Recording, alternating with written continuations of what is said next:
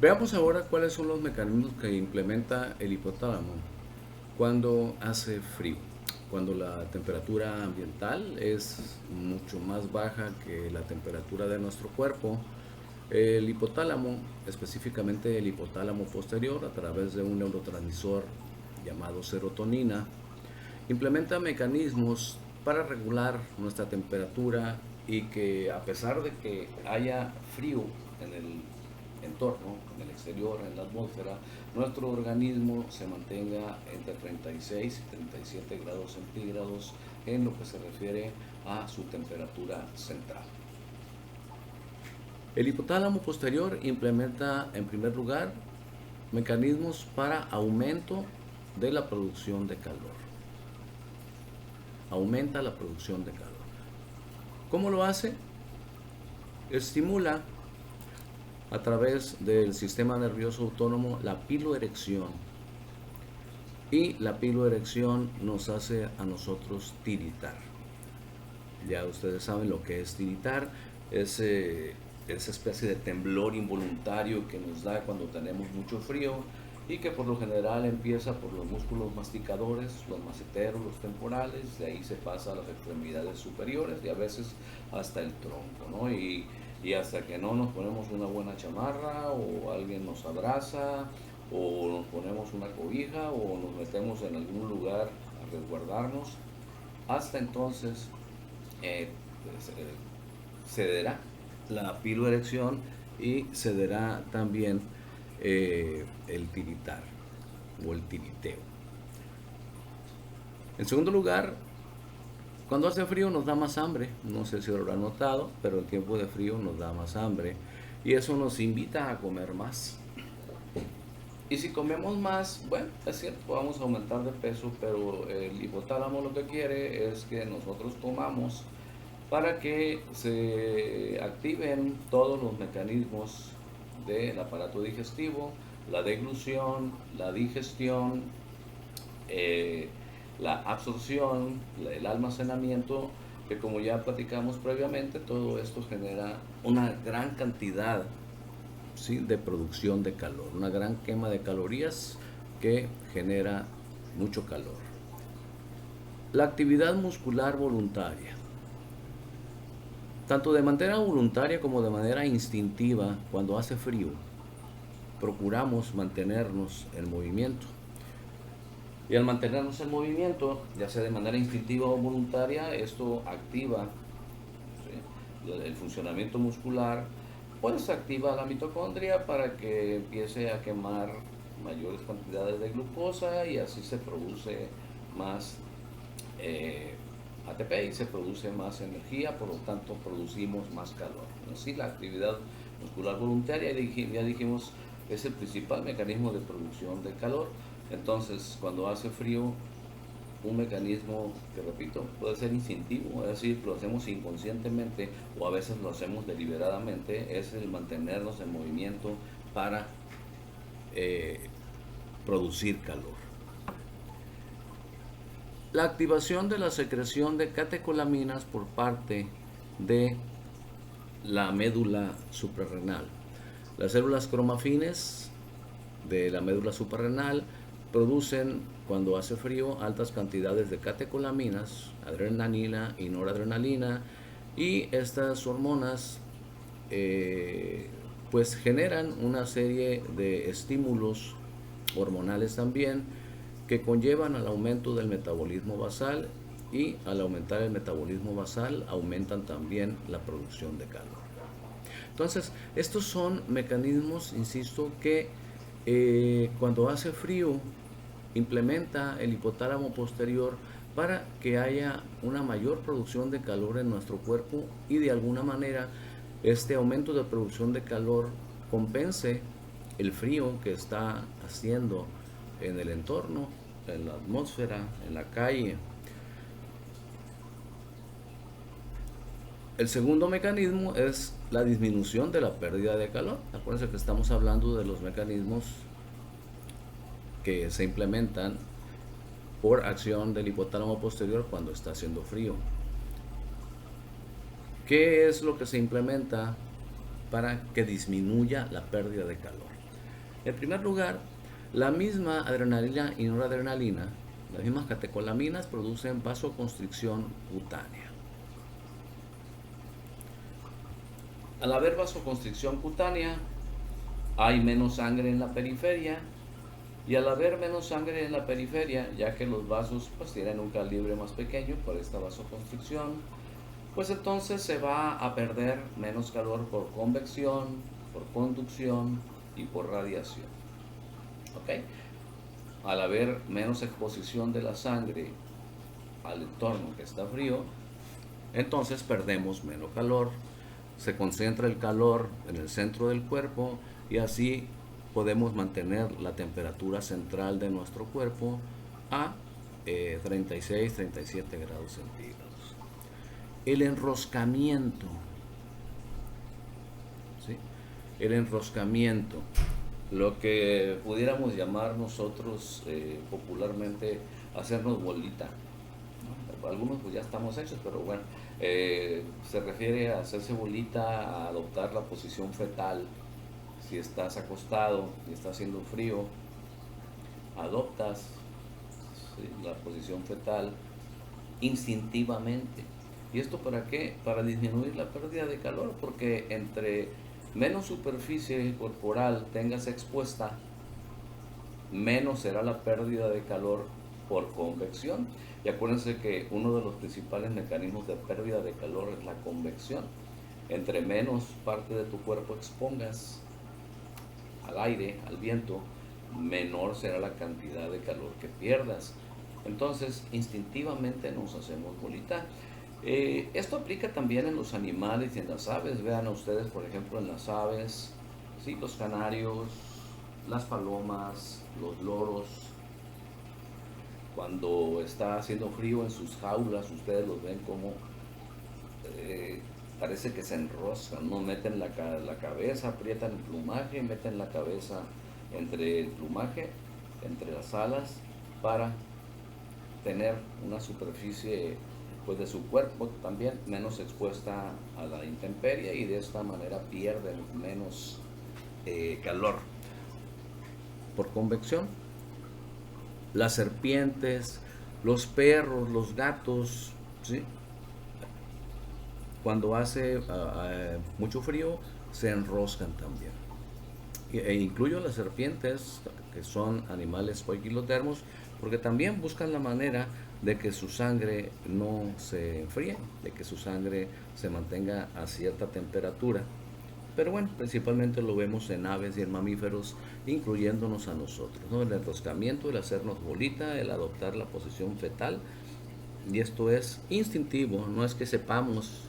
Bueno, ustedes, yo, ya lo sabemos ahora, pero ese mecanismo es para que haya menos pérdida por convección. ¿Okay? La piloerección, que ya la mencioné previamente, también sería un mecanismo. Mientras que la piloerección disminuye la pérdida de calor, el tiritar aumenta la producción de calor. ¿Sí? Van en el mismo proceso, se generan ambas cosas. Por un lado, con la piloerección,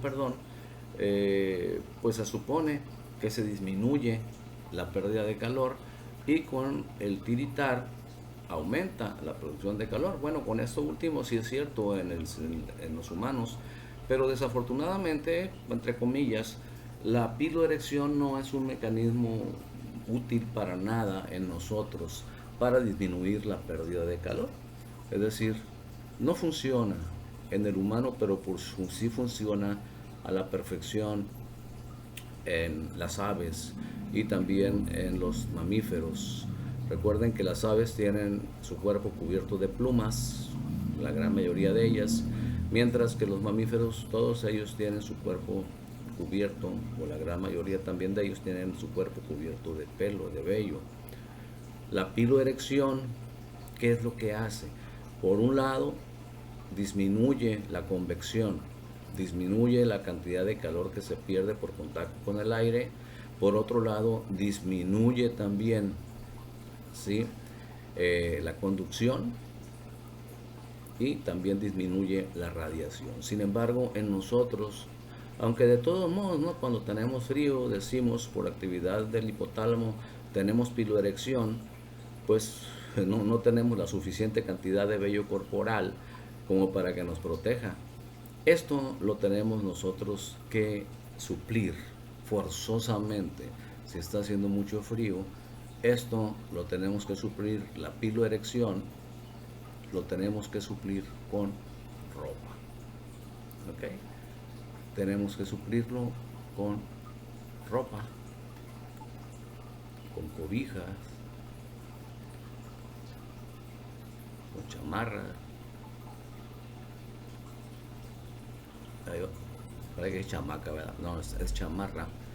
¿Sí? Con ropa, con cobija, con chamarra. Es decir, algo que nos pongamos encima y que haga las veces del vello corporal que no tenemos en suficiencia para que disminuya la convección, la radiación y la conducción, como lo hace en los demás mamíferos. Entonces, forzosamente tenemos que echarle actitud a esto. La piloerección no es suficiente y entonces tenemos que utilizar ropa. ¿Ok? En algunas partes, pues es prácticamente obligatorio, ¿no? O sea, que salgas en algunas partes del mundo, que salgas, pues a la calle, que vayas a una tienda o algo y tienes que ir con tu gorro en la cabeza, con tu suéter y aparte tu abrigo, todo eso suple a la piloerección. ¿Sí?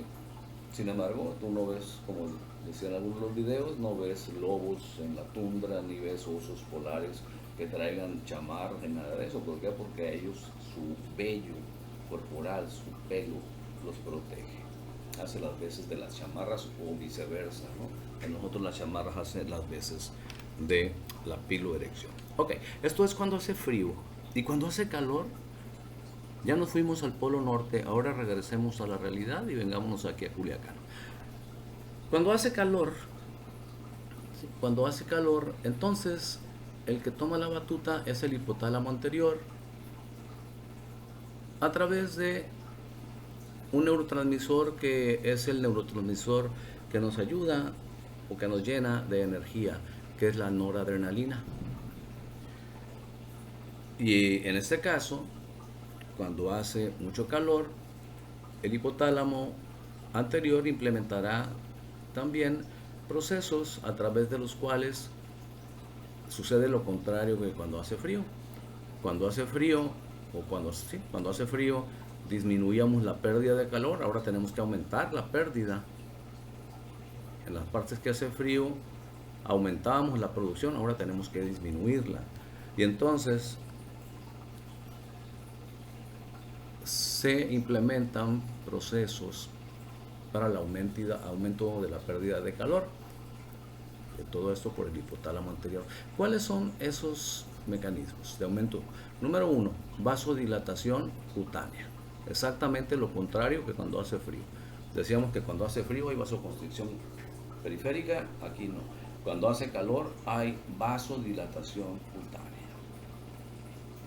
La vasodilatación cutánea, a su vez, como ya lo mencionamos en algunos de los videos, estimula la sudoración, estimula la transpiración, y sabemos que la transpiración que luego lleva a la evaporación es uno de los 5 principales mecanismos de pérdida de calor. Junto con la vasodilatación cutánea, pues aumenta también la pérdida de calor por radiación, por convección, ¿sí? Principalmente, y también puede ser por conducción.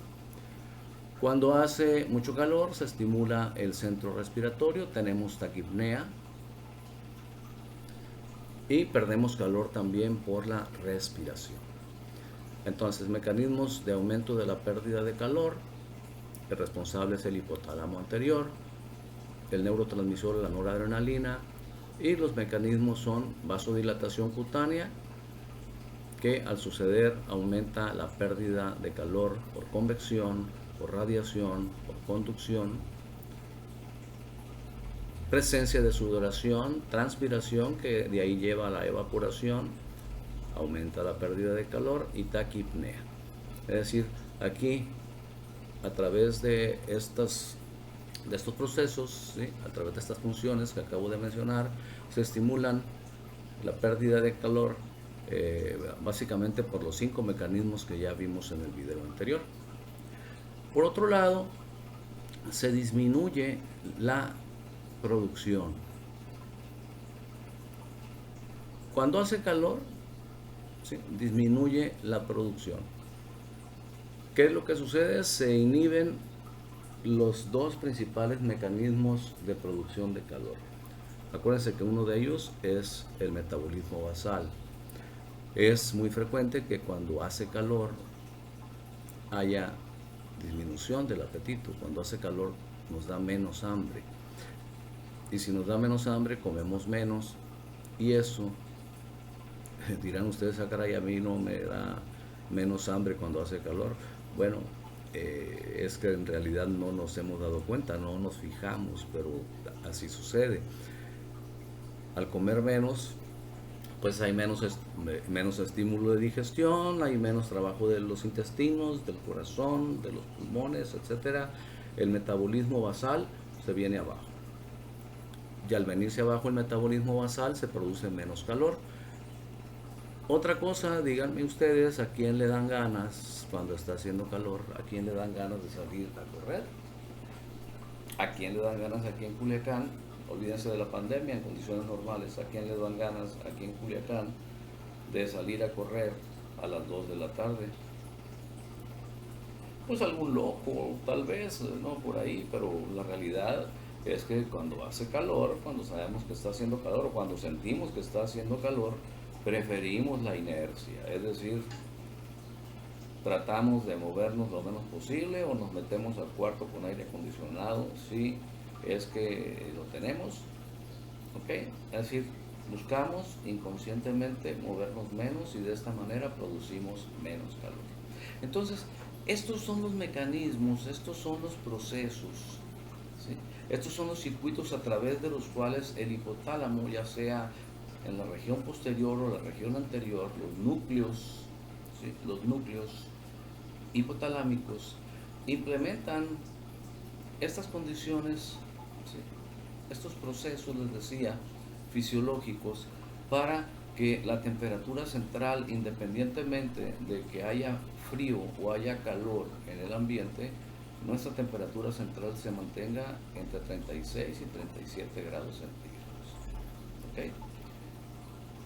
Esto es algo normal, este es nuestro sistema termorregulador. Aquí estamos hablando exclusivamente de cosas normales. Vamos, esta es la fisiología, lo que acabamos de ver es la fisiología de la termorregulación. Vamos a lo clínico. Vayamos a lo clínico. Esto que están viendo ustedes aquí es un termómetro de cristal y mercurio.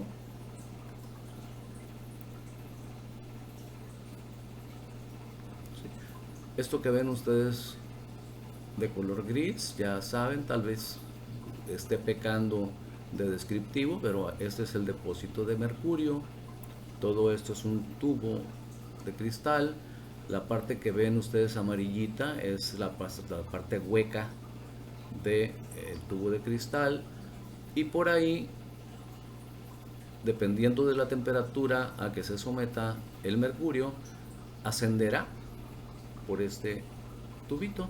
Y lo que ven ustedes aquí en color negro, pues es la graduación, ¿no?, que puede ser en grados centígrados, o pueden ser, o Celsius, la misma, o puede ser en grados Fahrenheit.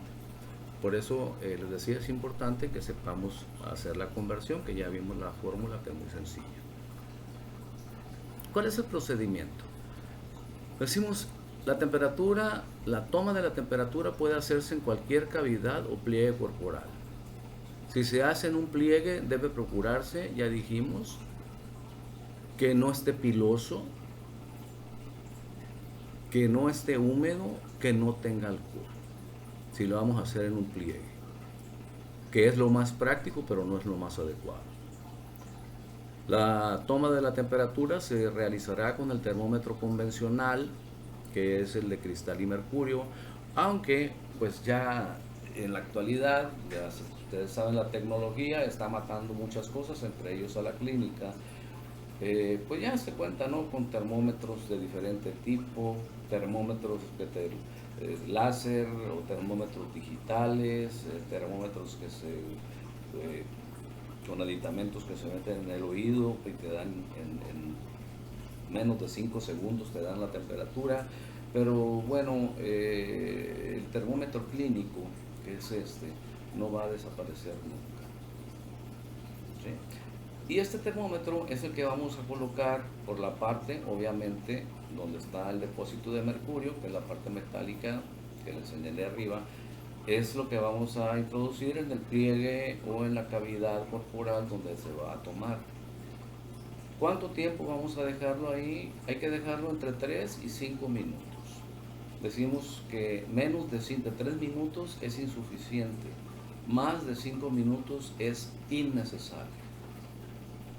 Como les comentaba, ya actualmente los termómetros digitales o los termómetros láser, etcétera, esos prácticamente de inmediato pitan, dan un pitidito y te marcan la temperatura corporal. Son relativamente confiables, pero no tan confiables como los termómetros clínicos, estos de cristal y mercurio, que pues desafortunadamente ya están prácticamente en desuso, como les decía, por la cuestión del avance de la tecnología. Antes de aplicar el termómetro, asegúrense de que la columna de mercurio está en el depósito, ¿no? No vayan a ponerlo cuando la columna de mercurio esté en 37, 38. Imagínense si tienen ustedes el termómetro en el rayo del sol, que esté muy descuidada a veces, pues va a estar en 39 grados, 40 grados, y si lo agarran así y así se lo ponen al paciente, al niño, que sea, el termómetro ahí se va a quedar, ¿sí? No va a descender la columna de mercurio y van a pensar ustedes que esa temperatura trae. No, hay que tomarlo, hay que hacer unos cuantos movimientos de muñeca, tomándolo del extremo contrario a donde está el depósito de mercurio, ¿sí? Unos movimientos suaves pero firmes para que el mercurio baje, ¿sí?, por el conducto hacia el depósito, porque si no, pues nos vamos a generar confusión. ¿Ok?